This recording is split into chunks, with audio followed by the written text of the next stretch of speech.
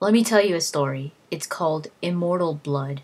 The moons and stars were hidden from sight, making the particular quiet night especially dark. The town guards had to carry torches to make their rounds, but the man who came to call at my chapel carried no light with him. I came to learn that Movarth Pekin could see in the dark almost as well as the light, an excellent talent considering his interests were exclusively nocturnal. One of my acolytes brought him to me, and from the look of him, I at first thought he was in need of healing. He was pale to the point of opalescence, with a face that looked like it had once been very handsome before some unspeakable suffering. The dark circles under his eyes bespoke exhaustion, but the eyes themselves were alert, intense, almost insane. He quickly dismissed my notion that he himself was ill, though he did want to discuss a specific disease.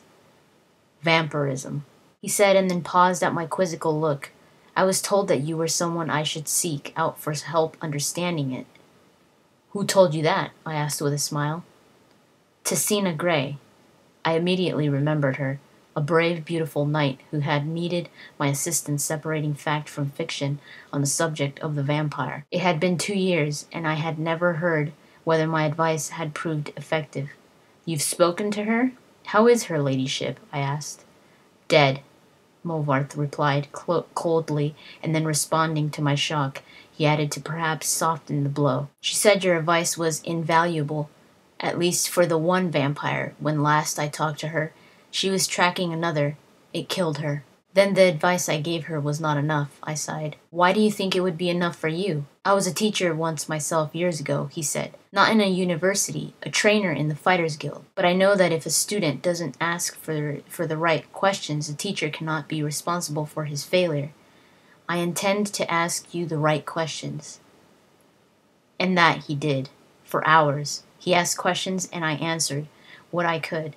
But he never volunteered any information about himself. He never smiled. He only studied me with those intense eyes of his, committing every word I said to memory. Finally, I turned the questioning around. You said you were a trainer at the Fighters Guild? Are you on an assignment for them? No, he said curtly, and finally I could detect some weariness in those feverish eyes of his. I would like to continue this tomorrow night, if I could. I need to get some sleep and absorb this. You sleep during the day? I smiled. To my surprise, he returned the smile, though it was more of a grimace. When tracking your prey, you adapt their habits. The next day he did return with more questions, these ones very specific. He wanted to know about the vampires of eastern Skyrim. I told him about the most powerful tribe, the Volkihar, paranoid and cruel, whose very breath could freeze their victims' blood in the veins. I explained to him how they lived beneath the ice of remote and haunted lakes, never venturing into the world of men except to feed. Movarth Pekin listened carefully and asked more questions into the night, until at last he was ready to leave. I will not see you for a few days, he said, but I will return and tell you how helpful your information has been. True to his word, the man returned to my chapel shortly after midnight 4 days later. There was a fresh scar on his cheek, but he was smiling, that grim but satisfied smile of his. Your advice helped me very much, he said, but you should know that the Volkihar have an additional ability you didn't mention. They can reach through the ice of their lakes without breaking it.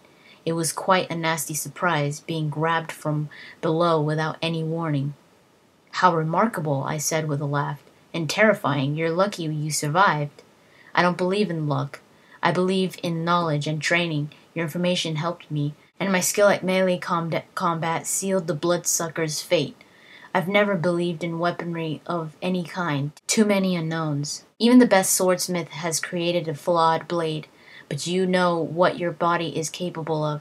I know I can land 1,000 blows without losing my balance, provided I get the first strike. The first strike? I murmured.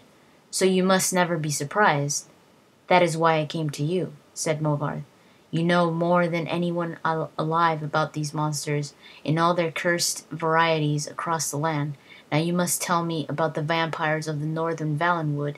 I did as he asked, and once again his questions taxed my knowledge. There were many tribes to cover, the Bonzamu, who were indistinguishable from Bosmer, except when seen by candlelight, the Kirill, who could disintegrate into mist, The Yekef who swallowed men whole, the dread Telboth who preyed on children, eventually taking their place in their family, waiting patiently for years before murdering them all in their unnatural hunger. Once again he bade me farewell, promising to return in a few weeks, and once again he returned, as he said, just after midnight. This time Movarth had no fresh scars, but he again had new information. You were wrong about the Kirillth being unable to vaporize when pushed underwater, he said, patting my shoulder fondly. Fortunately, they cannot travel far in their mist form, and I was able to track it down. You must have surprised it fearfully. Your field knowledge is becoming impressive. I should have had an acolyte like you decades ago. Now tell me, he said, of the vampires of Cyrodiil. I told him what I could. There was but one tribe in Cyrodiil, a powerful clan who had ousted all other competitors, much like the Imperials themselves had done.